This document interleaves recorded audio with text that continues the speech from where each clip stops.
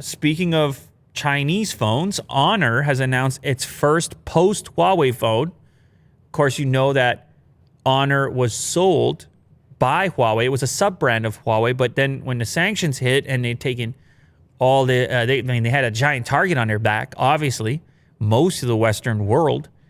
They were like, all right, well, this is ridiculous. How about we just sell the Honor brand so that it can continue to do business and get its hands on parts and, I don't know, just operate instead of sitting here fading away. So they sold it off to a consortium of Chinese partners. And you know I couldn't miss the word consortium if I had a chance to say it today. So that's why I put that in there. Well, actually, shout out to The Verge. They put it in first. But I believe last time we talked about the acquisition, that word was there as well. They put out a brand new phone. So they're still kicking it. It will have, it will be called the V series, but it in the past, that same series has eventually made it to the West in the form of the View device. Oh, right. The V40, that's this device here, has a 6.72-inch OLED screen with a 120 hertz refresh rate.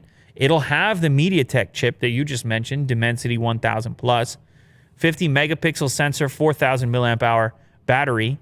It can charge wirelessly at 50 watts or with a cable at 66 watts. So that's some fun stuff right there. And of course, as you know, with the Honor brand, it comes in at a value point, starting price around $550 US. Oh. So that's kind of the angle there. It looks like it has 2 front-facing cameras and once again, a pretty aggressive screen-to-body ratio. So maybe that makes its way to the rest of the world outside of China. A couple of other specs, 8 gigs of RAM, 128 storage, or 8 gigs RAM, 256 storage.